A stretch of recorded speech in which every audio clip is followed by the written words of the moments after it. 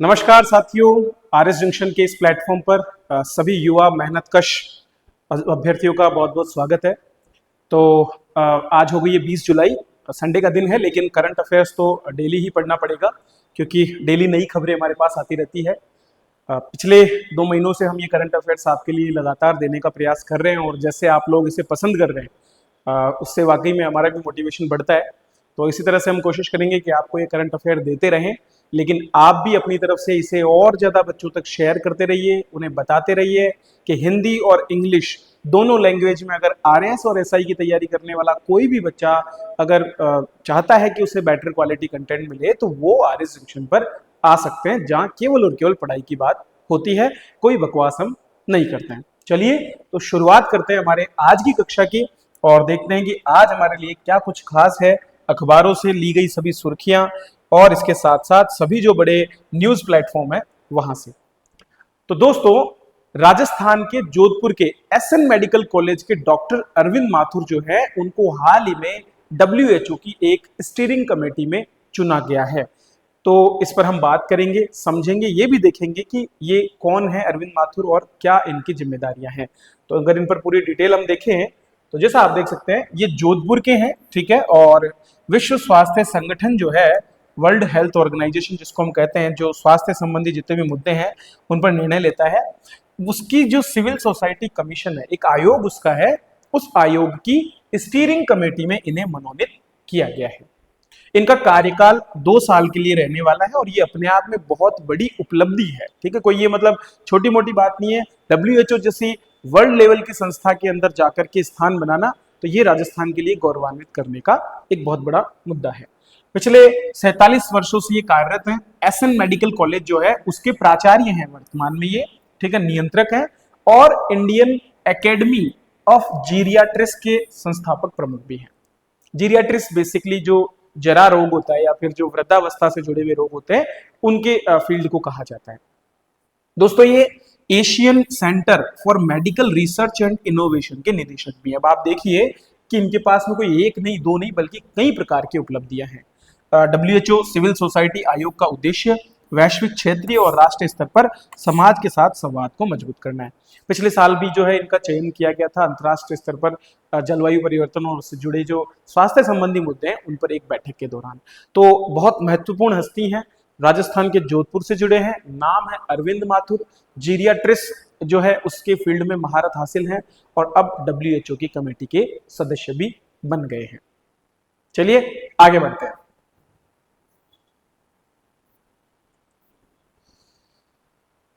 दोस्तों, लगातार हम हमारी सेना को मजबूती देने का प्रयास कर रहे हैं और इसी क्रम में हाल ही में AH अपाचे हेलीकॉप्टर जो है, जिन्हें हम गार्जियन भी कहते हैं, जो दुनिया का सबसे घातक हेलीकॉप्टर है कॉम्बैट के मामले में, वो अब राजस्थान के धोरों में तैनात किया जाएगा। राजस्थान के जोधपुर एयरबेस पे जो है अपाचे को तैनात किया जा रहा है। आइए इस पर हम थोड़ा डिटेल में देखते हैं, जानते हैं क्या कुछ खासियत है इस हेलीकॉप्टर की और क्या कुछ ये कर सकता है और कैसे ये हमारे देश को मजबूती देगा। तो जमीनी जंग का सबसे खतरनाक हथियार इसको बोला जाता है AH-64E अपाचे गार्जियन हेलीकॉप्टर, ये इसका पूरा नाम है।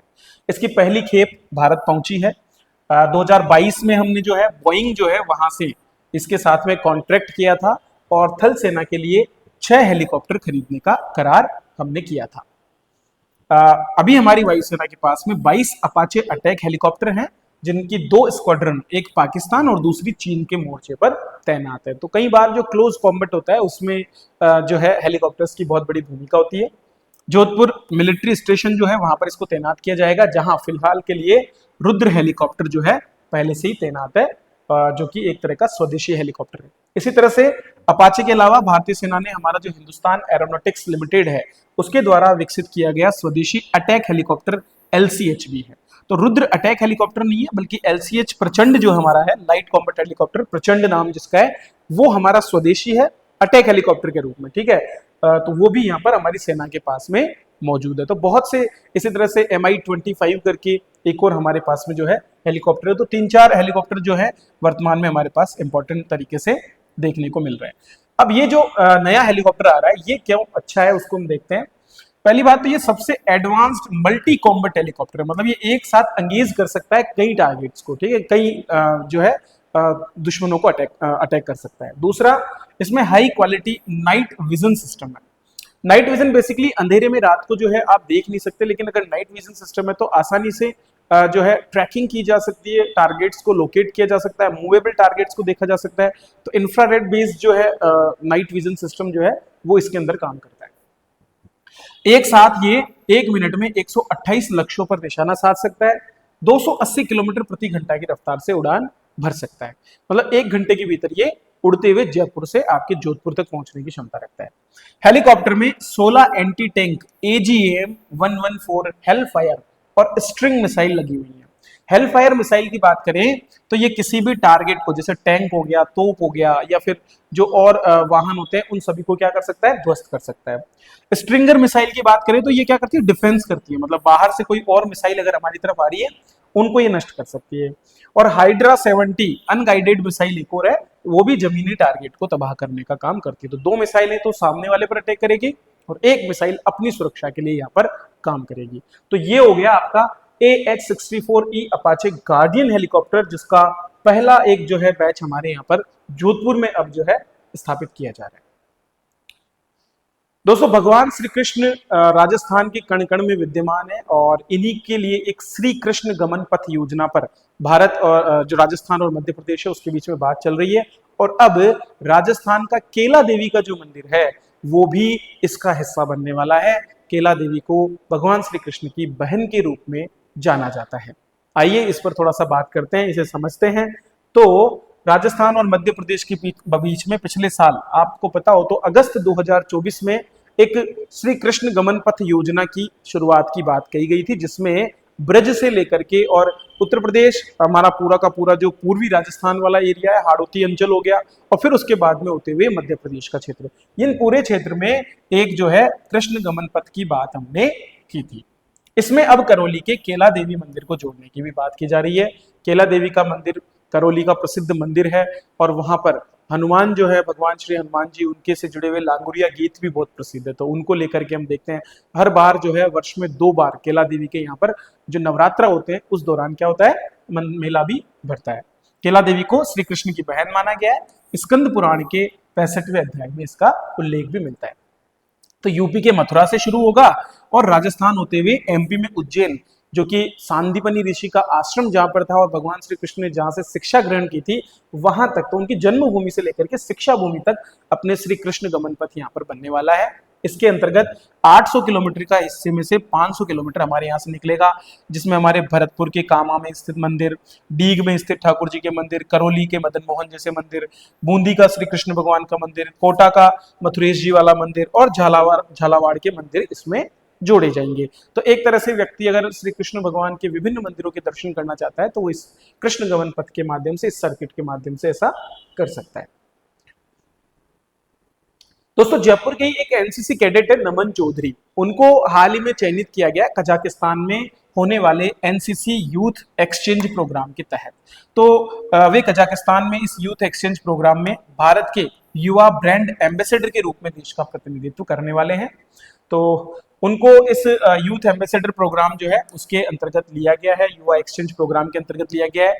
ये 7 राज इंडेप कंपनी NCC की कैडेट है और यूनिवर्सिटी राजस्थान कॉलेज में bachelor of arts final year के स्टूडेंट हैं और वर्तमान में वहां से अध्ययन कर रहे हैं।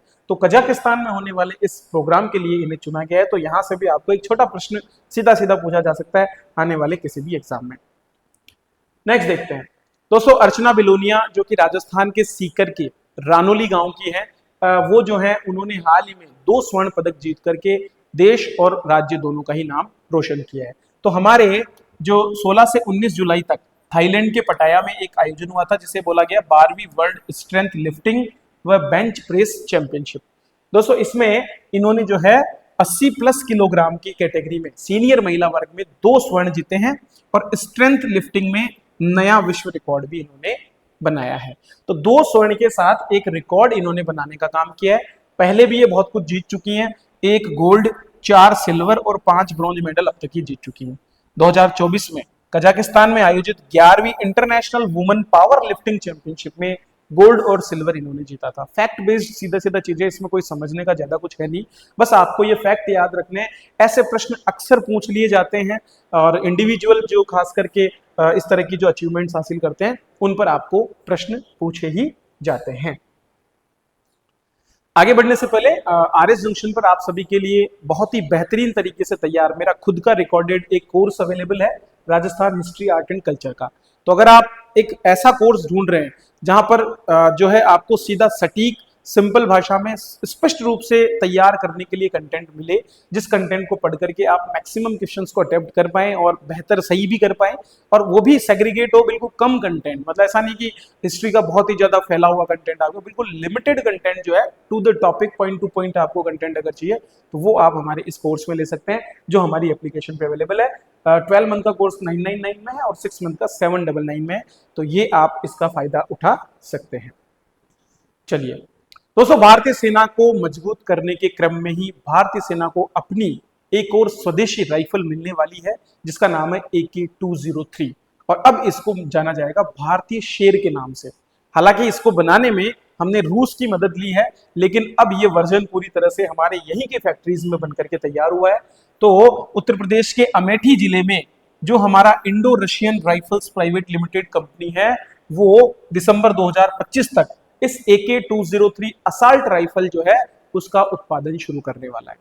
ये जो राइफल है ये भारतीय सेना में शेर के नाम से जानी जाएगी और भारत के मेक इन इंडिया अभियान का हिस्सा बनने वाली है। दरअसल अमेठी के कोरवा में जो इसका प्लांट है वो भारत और रूस के बीच रक्षा सहयोग का परिणाम है। संयुक्त रूप से हमारा जो उद्यम रक्षा अनुसंधान और विकास संगठन जो है वो और रूस की रोसोबोरोन एक्सपोर्ट, ये जो कंपनी है, इन दोनों के बीच में सहयोग के माध्यम से इसको संचालित किया जा रहा है। अगर हम इस राइफल की कुछ खासियत देखें तो ये 7.62 इंटू 39 मिलीमीटर कैलिबर की राइफल है। इसका मतलब ये है कि इसका जो व्यास होता है गोली का वो 7.62 mm, मतलब 1 सेंटीमीटर से भी कम का व्यास है, ठीक है। और ये बहुत ही घातक जो है इसकी कार्ट्रिज है। ये उच्च सटीकता, लंबी रेंज और कठिन परिस्थितियों में, चाहे वो दुर्गम मरुस्थलीय परिस्थितियां हो या फिर लद्दाख जैसी स्थिति हो, वहां पर भी बेहतरीन प्रदर्शन करती है। हमारे पास पुरानी जो इंसास राइफल्स है, ठीक है, इंसास राइफल्स को ये बदलेगी, उनका स्थान ये लेने वाली है। AK-203 का स्वदेशी उत्पादन मेक इन इंडिया और आत्मनिर्भर भारत दोनों के अंतर्गत ही महत्वपूर्ण है, ठीक है। और लगभग 6 लाख AK-203 राइफल्स हम इसको देने वाले हैं हमारी सेना को। तो हमारी पूरी सेना का जो एक समस्या हमेशा से रही है एक अच्छे हथियार नहीं होने की, क्योंकि दुश्मनों के पास में AK-47 जैसे हथियार होते हैं और हमारे सैनिकों के पास नहीं होते, तो ऐसी परिस्थिति में हमें वहां पर पिछड़ना पड़ता है और ऐसे में हमारा नुकसान होता है। नेक्स्ट देखते हैं दोस्तों, मलेरिया को लेकर के मैंने आपको पहले भी एक सेशन लिया था और उसमें बताया था कि कैसे सीरम इंस्टीट्यूट ऑफ इंडिया जो है वो ऑक्सफोर्ड के साथ में मिलकर के और एक मलेरिया का वैक्सीन हमारे यहाँ पर तैयार कर रहा है RM-21 करके। लेकिन अब हमने खुद ने हमारे यहाँ एक स्वदेशी जो है मलेरिया का टीका तैयार किया है, एडफॉल्सीवैक्स। क्या नाम है? एडफॉल्सीवैक्स। तो भारतीय वैज्ञानिकों ने एडफॉल्सीवैक्स नाम से टीका तैयार किया गया है जो मलेरिया रोग में मदद करेगा, ठीक है। तो स्वदेशी टीका है ये। हमारे जो भारतीय आयुर्विज्ञान अनुसंधान परिषद अर्थात Indian council of medical research जो है वो इसको अब उत्पादन के लिए देने वाली है कंपनियों को। ये टीका मलेरिया परजीवी जो प्लाज्मोडियम फॉल्सीपेरम है उसके खिलाफ असरदार है, जो सबसे ज्यादा पाया जाता है भारत की परिस्थितियों में। इसे ICMR अर्थात Indian council of medical research और भुवनेश्वर के जो रीजनल मेडिकल रिसर्च सेंटर है उन दोनों के शोधकर्ताओं ने मिलकर के, तो भुवनेश्वर के जो रीजनल सेंटर ने ICMR के साथ में मिलकर के इसको तैयार किया है। दोस्तों, एडफॉल्सीवैक्स की अगर हम बात करें तो इसमें PFS-230 और PFS-48/45 प्रोटीन का मिश्रण है। अब आप ये नहीं कर सकते कि सर केवल नाम याद कर लिया, भाई एडफॉल्सीवैक्स याद हो गया और हमारा काम हो गया, नहीं। अब जो क्वेश्चन आएंगे उनमें 2-2, 3-3 सेंटेंस होंगे और उनमें कोई ना कोई अंदर से क्लू लिया जाएगा, तो आपको उसी के हिसाब से अपना तैयार करना पड़ेगा। ये संक्रमण रोकने वाली एंटीबॉडी बनाता है।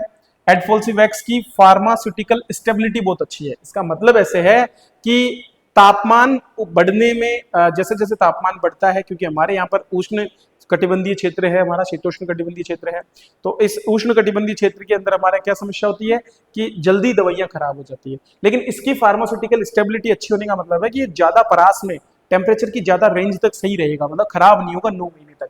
तो ऐसे में क्या है कि इनके लिए किसी भी कोल्ड चेन लॉजिस्टिक की जरूरत हमको नहीं पड़ेगी। कोल्ड चेन लॉजिस्टिक मतलब इनको कम तापमान पे संग्रहित करके और फिर अगर उसको हमें एक जगह से दूसरी जगह ले जाना पड़े तो वहां पर बहुत खर्चा सरकार को लगता है, ठीक है, वो नहीं करना पड़ेगा। तो दूर दराज के क्षेत्रों में भी ये पहुंच जाएगा। अभी बात करें तो देश में मलेरिया के लिए ऑक्सफोर्ड यूनिवर्सिटी और विश्व स्वास्थ्य संगठन की ओर से मंजूर आरटीएस और R21 मैट्रिक्स एम, जिसका उत्पादन कौन करता है, आपका सीरम इंस्टीट्यूट ऑफ इंडिया ना। तो R21 मैट्रिक्स एम जो है वो वर्तमान में यहाँ पर उपलब्ध है, लेकिन वो बहुत महंगी है। ये वाला टीका जो है यहाँ पर थोड़ा सस्ता हमको मिलने वाला है। दोस्तों बिटकॉइन के रेगुलेशन को लेकर के बहुत सी बातें हो रही है और इसी क्रम में अमेरिका जो है उसने अब बिटकॉइन जो है उसको लेकर के जीनियस एक्ट या जीनियस अधिनियम लागू कर दिया, जिसमें बिटकॉइन को स्टेबल कॉइन बनाते हुए इसकी लागत को डॉलर के साथ में जोड़ा गया है। इससे अब अमेरिका में बिटकॉइन रेगुलेट हो रहा है, 1:1 के रेशो में से जोड़ा गया है। आइए जानते हैं और समझते हैं कि स्टेबल कॉइन क्या होता है और किस तरह से अमेरिका इस पर नियंत्रण करेगा और भारत में इसकी वर्तमान में क्या स्थिति है। तो दोस्तों अमेरिकी राष्ट्रपति डोनाल्ड ट्रंप ने इस एक्ट पर साइन किए जिसका नाम है जीनियस। जीनियस मतलब guiding and establishing national innovation for US stable coins. Guiding and establishing national innovation for US stable coins, ये नाम आपको याद रखना है, ठीक है। क्रिप्टो करेंसी को रेगुलेट करने की जरूरत लंबे समय से महसूस की जाती रही है और हाल ही में जब ब्रिक्स देशों की बैठक हुई तब भी ये कहा गया कि ये डिजिटल करेंसी कहीं ना कहीं पूरे के पूरे आतंकवादी गिरोहों के लिए, हवाला मार्केट के लिए और जो डीप जो नेटवर्क्स हैं उनमें बहुत ज्यादा मदद कर रही है। जीनियस एक्ट जो है ये स्टेबल कॉइन्स के लिए पहला व्यापक संघीय ढांचा स्थापित करेगा जो एक प्रकार का क्रिप्टो है। इसका मूल्य अमेरिकी डॉलर के साथ 1:1 अनुपात में बनाए रखने के लिए डिजाइन किया। मतलब अब ये यहाँ पर क्या हो जाएगा, इसकी जो रेट है वो अपने आप नहीं बढ़ेगी बल्कि डॉलर की रेट के अनुरूप ये आगे पीछे होती रहेगी। स्टेबल कॉइन किसे कहते हैं, तो ये आप परिभाषा याद कर लीजिए कि एक प्रकार की क्रिप्टो करेंसी वर्चुअल होती है, डिसेंट्रलाइज होती है, ब्लॉकचेन पर बेस्ड होती है, ठीक है। मतलब एक ओपन डिस्ट्रीब्यूटेड लेजर नेटवर्क होता है जिस पर ये बेस्ड होती है, लेकिन इसमें हम क्या कर रहे हैं, इसमें हम डिजिटल ये असेट जो है इसके मूल्य को बाहरी संदर्भ असेट जैसे डॉलर या सोने से जोड़ देते हैं। मतलब डॉलर या सोने में जैसे जैसे बदलाव होगा इसमें भी बदलाव होगा, तो ऑटोमेटिकली इसकी रेट जो है ना बहुत तेजी से बढ़ने या घटने वाली फिर नहीं है। इस तरह से ये स्थिरता लाने का काम यहाँ पर करती है। अब तक स्टेबल कॉइन कानूनी रूप से अस्पष्ट क्षेत्र में काम कर रहा था, ठीक है, और किसी तरह के कोई सुरक्षा उपाय नहीं थे, लेकिन अब ये नियम अधिनियम लागू होने से, जीनियस एक्ट लागू होने से यहाँ पर बेनिफिट मिलने वाला है। जीनियस अधिनियम का उद्देश्य क्या है, वो चाहता है कि डिजिटल असेट क्षेत्र के लिए बेहद जरूरी स्पष्टता भी मिले और इसके साथ साथ डॉलर का प्रभुत्व भी हो, क्योंकि पहली बार ऐसा हो रहा है जब कोई मुद्रा जो है उसको मौका मिल रहा है किसके साथ जुड़ने पर, क्रिप्टो करेंसी के साथ जुड़ने का। इसके प्रावधान क्या क्या होंगे, तो क्रिप्टो जारी करने पर बराबर अनुपात में डॉलर या अल्पकालिक ट्रेजरी रिजर्व बनाना पड़ेगा, मतलब ट्रेजरी रिजर्व उनको रखना पड़ेगा उसके बराबर। ये कानूनी स्टेबल कॉइन मुद्रा जारी करने वालों के लिए राष्ट्रव्यापी रेगुलेशन मानक होगा। हर महीने अपने आरक्षित निधि संरचना का खुलासा करना पड़ेगा और अगर प्रचलन 50 अरब डॉलर से ज्यादा है तो उसकी ऑडिट होगी रेगुलर। स्टेबल कॉइन जारीकर्ताओं को ब्याज या ऐसे ही अन्य लाभ देने से भी प्रतिबंधित अब कर दिया गया है। ये सारे के सारे प्रावधान इसमें होंगे। भारत की बात करें तो भारत में लंबे समय से इस मुद्दे पर बहस चल रही है कि हमारे यहाँ पर क्रिप्टो करेंसी जो है उसका क्या कुछ रहने वाला है। तो बीच में जो है आपको पता होना चाहिए कि सरकार ने क्रिप्टो करेंसी के उपयोग पर आरबीआई ने जब एक बार प्रतिबंध लगा दिया था तो उसको सुप्रीम कोर्ट ने 2020 में अमान्य घोषित कर दिया था। हाल ही में मई 2025 में सुप्रीम कोर्ट ने कहा कि क्रिप्टो करेंसी में व्यापार करना ट्रेड हवाला के रूप में व्यापार करने जैसा है, जो कि एक अनैतिक गतिविधि है। इसलिए सरकार को बिना देर किए इस पर कुछ न कुछ स्पष्ट नियामक गतिविधि को लागू करना चाहिए, नीति बनानी चाहिए ताकि लोगों में स्पष्टता बनी रहे और जोखिम को कम किया जा सके और जो इंटरनल और एक्सटर्नल थ्रेट्स इसकी वजह से हो सकते हैं उन पर भी रोक लगाई जा सके। तो दोस्तों ये है हमारे आज के करंट अफेयर्स जिन पर हमने डिटेल में आपसे बात की है। छोटे छोटे क्लिप्स के रूप में आपको बहुत से और भी वीडियोस हमारे चैनल पर मिलते हैं। इकोनॉमिक रिव्यू की भी सीरीज हमारी चल रही है, इसकी पीडीएफ तो आपको हमारे टेलीग्राम पर मिलेगी।